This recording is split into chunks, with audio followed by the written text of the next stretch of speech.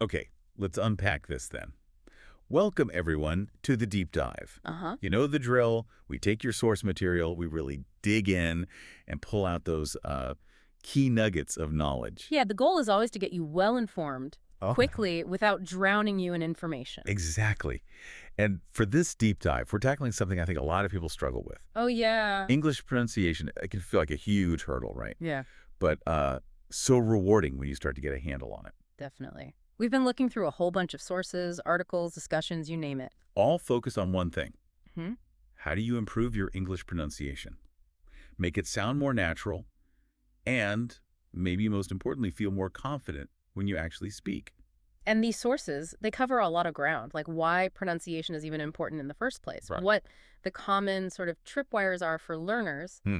and then, crucially, some really practical ways to, actually practice it. So our mission here is pretty straightforward. We take all that info, break it down for you, and show you how the sources suggest approaching pronunciation practice effectively. Yeah, and they kick off with a really basic but essential question. Which is, Why bother? Why does pronunciation matter if you, know the grammar and have a decent vocabulary? Isn't that enough? it's a fair question. But the sources frame it in a really interesting way. How so? They call pronunciation the bridge between speaking and being understood. Ah, okay, I like that. The bridge. Yeah, think about it, right? You could have flawless grammar, know tons of words, Mm-hmm. but if people can't quite make out the sounds you're making clearly, well, the message just doesn't land easily. Right. It's that awkward pause, isn't it, when someone has to say, sorry, what was that again? Exactly Well, that moment. And the sources really hammer this point home. hmm. Good pronunciation helps you avoid those moments. It means people get what you're saying the first time around. Makes conversations just flow better, smoother, less effort for everyone. And here's something else the sources were really clear on, which I think is quite liberating, actually. Okay. The goal isn't necessarily to sound exactly like a native speaker from, London or LA or wherever. Well, that's interesting, because that can feel like a huge, maybe impossible pressure. Totally overwhelming. So the sources say shift your focus. Shift it to what? Clarity, that's the big one, sounding natural for you, and building up your confidence so you can communicate effectively. So clarity over, like, this perfect, maybe unattainable accent. Spot on. That's the powerful takeaway right from the get-go. Aim for clear communication. Okay, that definitely changes the game mentally. So if clarity is the main goal, what specific things tend to cause the most trouble? What pronunciation problems do the sources highlight? Well, one of the biggest ones they mentioned, something that makes English pretty different from a lot of other languages, Yeah. is just the sheer number of vowel sounds and the sometimes tiny differences between them. Ah, right, like those words that sound almost the same but for one vowel. Exactly. Minimal pairs, they call them. Ship versus sheep. Or live versus leave. Precisely. Get those wrong, and you can change the whole meaning or at least cause a bit of confusion. The sources definitely say practice those tricky pairs. Okay, so vowels are a biggie. What else? What about the kind of rhythm and flow of English? Word stress. That's another huge area. Word stress. Yeah. English is what they call a stress-timed language, Meaning? meaning the rhythm comes from stressing certain syllables or words at fairly regular intervals, and the unstressed bits get squished in between, said faster. Hmm. And even within words, hitting the right syllable with the emphasis is key. And if you stress the wrong part, the word can sound totally weird, even if the sounds are right. Exactly. The sources had a great example. Record. Okay. If you say record, stress on the first bit. That's the noun, like a vinyl record. Right. Or a medical record. But if you say record, stress on the second. That's the verb. To Right. record something. Yep. Same letters, totally different thing based on where you put the stress. Wow. Okay, that really shows how important stress is. And it's not just inside words, is it? It Yeah. affects whole sentences, too. It absolutely does. Sentence stress. The sources talk about this a lot. Uh-huh. In a typical sentence, we tend to stress the words carrying the main meaning. The nouns, the main verbs, adjectives, adverbs. And the little words, like a or the or to. Often unstressed, said really quickly, almost swallowed sometimes. That's a huge part of the natural rhythm of spoken English. Got it. So vowels, word stress, sentence stress. Hmm. What's the last piece of the puzzle? The sort of music of the language. Intonation. The rise and fall of your voice. Right. Intonation is critical because it adds meaning and emotion beyond the words themselves. How so? Well, It tells you if someone's asking a question, often the voice goes up at the end. Uh-huh. Or making a statement often goes down.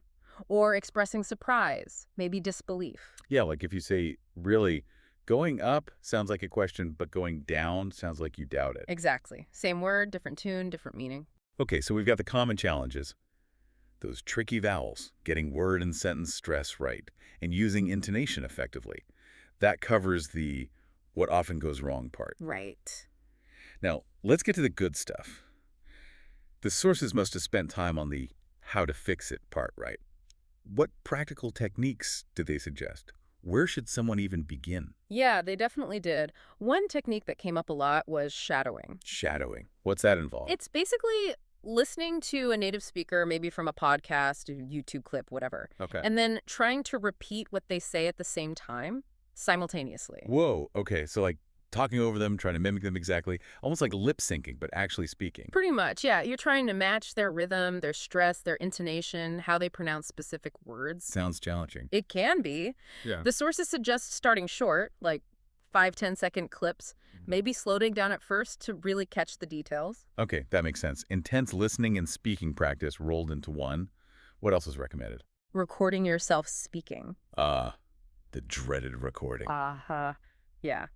The sources acknowledge it feels awkward, maybe even embarrassing initially, I can imagine. but they insist it's incredibly powerful because it forces you to hear what you actually sound like. Not just what you think you sound like in your head. Exactly. It's easy to miss your own patterns otherwise, but when you hear it back, You can compare it to, say, the original speaker you were shadowing.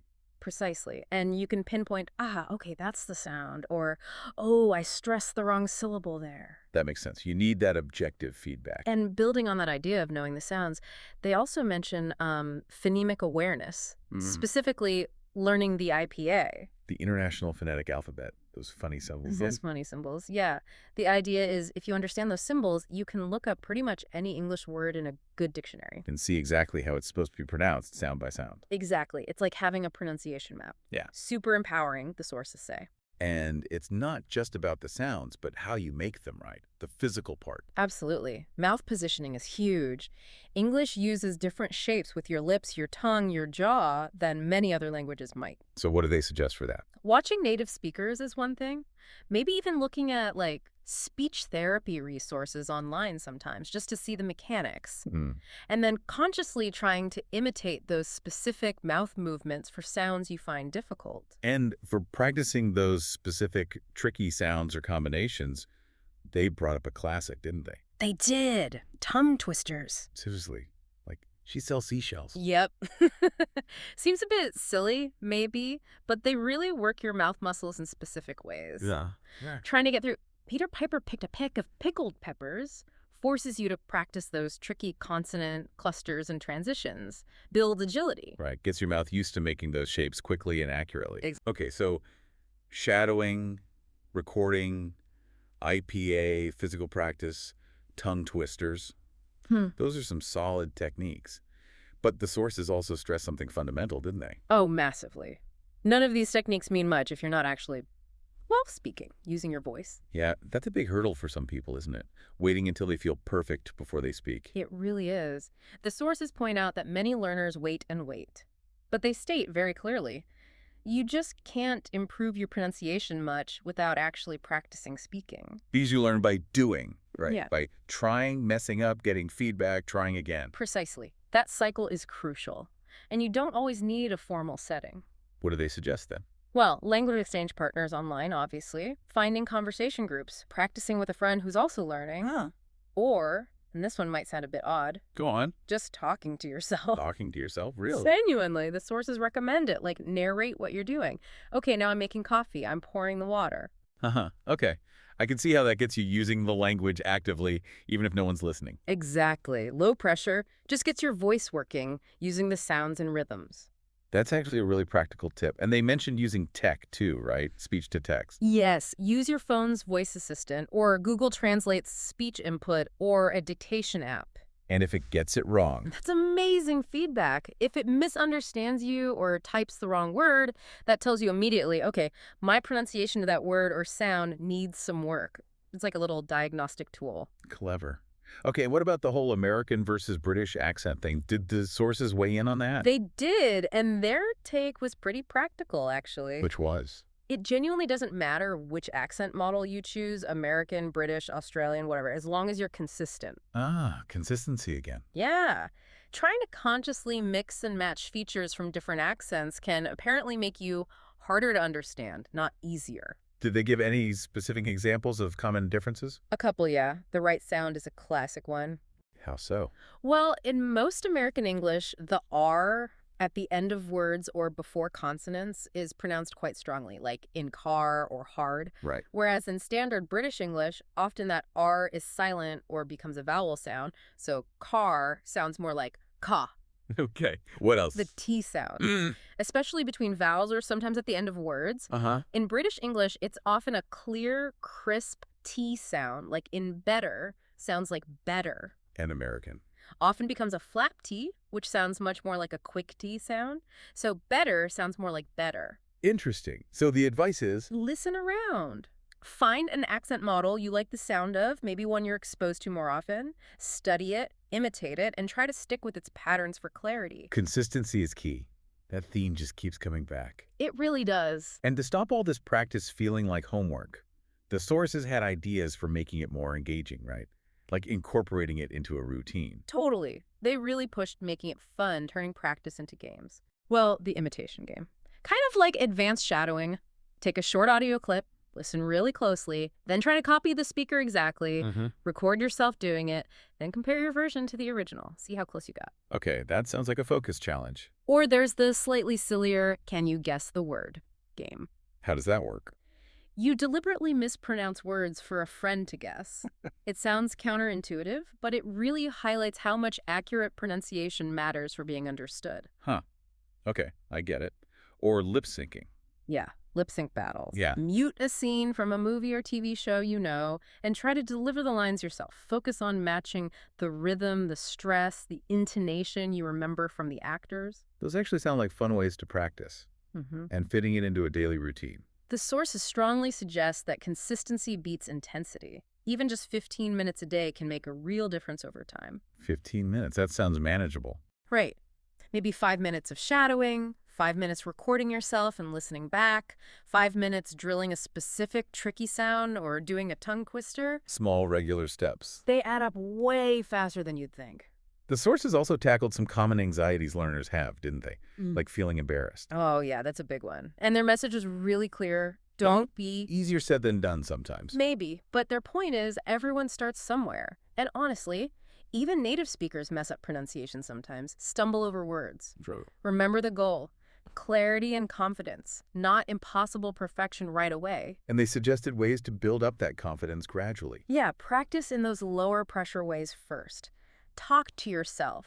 Use the speech-to-text tags. Record yourself. Get comfortable hearing your own voice and identifying areas to work on before you jump into, say, high-stakes conversations. Even just friendly online chats are a good stepping stone. Okay, and what about needing a teacher? Can you really improve without one? The sources were pretty emphatic. Absolutely, yes. Really? Yeah. With all the resources available now, YouTube, podcasts, movies, the shadowing technique, recording yourself, those speech-to-text tools, you have a ton of input and feedback mechanisms right there. You can definitely build a solid practice routine on your own. That's encouraging. And the million-dollar question. How long does it take, to sound native? Yes. And the sources kind of gently push back on the question itself. How so? They say, look, the timeline depends on where you're starting from, how much you practice, how you practice. Yeah. But they circle back to the idea that aiming for 100% native might not be the most productive goal anyway. Right, back to clarity and confidence. Exactly. But they do say you will absolutely see noticeable improvements, potentially even within weeks if you're consistent and smart about your practice, focusing on those key areas like vowels, stress, intonation. Okay, so let's try and sum up this deep dive then. What we've pulled from these sources is that pronunciation. It's not just polish. It's actually fundamental, that bridge to being understood easily. Right. And the common hurdles tend to be things like those tricky English vowel sounds, getting the hang of word stress and sentence rhythm, and using intonation to convey meaning naturally. But the good news is there are loads of practical ways to work on it. We talked about shadowing, recording yourself, Uh-huh. Learning the IPA as a map, paying attention to how you physically make the sounds, even using things like tongue twisters. And critically, actually speaking, Mm. consistently, even if it's just talking to yourself or using tech for feedback. And that core message running through all the sources, consistency is everything. Yeah. And the real target. It's progress, it's clarity, it's confidence, not some impossible standard of perfection. So, based on everything these sources suggest, we really want to encourage you listening right now to take one small step. Don't just, think about it. Yeah, pick one thing, just one. Maybe try shadowing 30 seconds of this deep dive later. Or record yourself saying one sentence out loud on your phone. Or even just try narrating your next cup of tea. I am picking up the mug. Just try one technique today. Definitely. And here's a final thought for you to mull over, something that really comes out of these sources. Okay. Consider this. What if you approached pronunciation practice? Not like it's this huge, serious chore you have to get perfect, but instead, maybe like a kind of playful, patient daily routine where the focus is just on trying things out, noticing what happens, making mistakes, and learning from them without judgment. Yeah. Treating it more like an experiment, maybe? Exactly. Yeah. How might that shift in mindset from perfection to playful practice fundamentally change your learning journey? Could it maybe lead to surprising gains in confidence? Mm-hmm. Perhaps even faster than you currently think is possible. Something to think about.